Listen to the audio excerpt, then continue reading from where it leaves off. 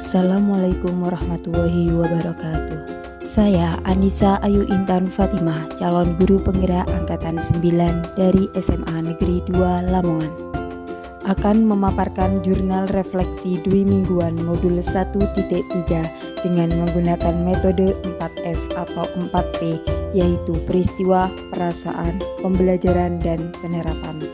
Kita mulai dengan peristiwa.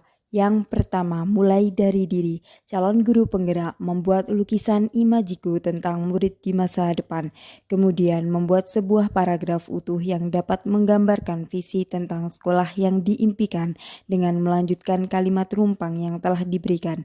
Selanjutnya, mengartikulasikan nilai-nilai, filosofi, harapan atas murid di sekolah sebagai bagian dari kejayaan Indonesia di masa mendatang dalam sebuah peristiwa. Yang kedua yaitu eksplorasi konsep, mempelajari berpikir strategis, inquiry apresiatif sebagai paradigma, inquiry apresiatif sebagai pendekatan manajemen perubahan atau Bagja. Disediakan juga video Pusdatin. Proses inquiry dalam Bagja, disediakan juga video Pusdatin, amati, tiru, modifikasi pertanyaan Bagja. Kemudian membuat refleksi mandiri dengan menerapkan tahapan Bagja pada cita-cita yang telah tercapai. Peristiwa yang ketiga yaitu ruang kolaborasi, membuat dan mempresentasikan hasil diskusi tentang satu rencana Bagja lengkap dari tahap ke tahap menggunakan kanvas Bagja. Di sini kita diskusi dengan 7 orang dalam satu kelompok. Peristiwa yang keempat yaitu demonstrasi kontekstual, membuat prakarsa perubahan diri berdasarkan visi yang telah dibuat, kemudian menyusun Bagja berdasarkan kalimat prakarsa perubahan tersebut.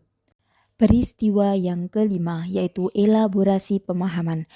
Kami berdialog virtual dengan instruktur Bapak Munajat.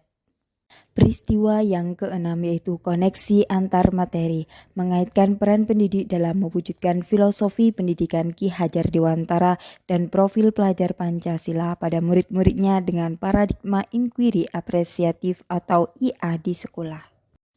Peristiwa yang ketujuh yaitu membuat aksi nyata, merevisi dan mengeksekusi rancangan Bagja untuk prakarsa perubahan diri yang sudah dibuat pada tahap demonstrasi kontekstual. Selanjutnya, P yang kedua adalah perasaan. Saya merasa tercerahkan mempelajari modul 1.3 ini karena mendapatkan pengetahuan dan pengalaman baru tentang bagaimana merumuskan visi yang menggerakkan hati dan kolaborasi dalam menumbuh kembangkan profil pelajar Pancasila pada murid-murid.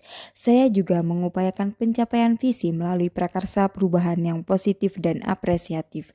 Saya juga merasa senang bisa mendapatkan pengalaman-pengalaman dari rekan calon guru penggerak yang lain pada sesi ruang kolaborasi yang sangat menginspirasi. P yang ketiga yaitu pembelajaran. Yang pertama, mengartikulasikan profil pelajar Pancasila dalam kalimat visi. Yang kedua, merumuskan kalimat visi yang menggerakkan hati dan kolaborasi. Yang ketiga, menentukan prakarsa perubahan yang menantang, bermakna, kontekstual, dan relevan. Yang keempat, memahami bahwa prakarsa perubahan adalah bagian dari upaya untuk mencapai visi yang telah dirumuskan. Yang kelima, membuat rencana prakarsa perubahan di sekolah menggunakan paradigma dan model inquiry apresiatif. Yang keenam, menjalankan rencana prakarsa perubahan di sekolah menggunakan paradigma dan model inquiry apresiatif yaitu Bagja.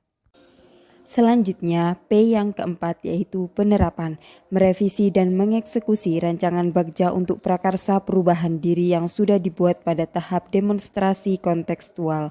Adapun visi yang saya buat yaitu mewujudkan peserta didik yang unggul berkarakter, berbudaya sesuai dengan profil pelajar Pancasila dalam ekosistem pembelajaran yang berpihak pada murid. Prakarsa perubahan yang saya ajukan adalah terwujudnya generasi tangguh yang berakhlak dan berwawasan global.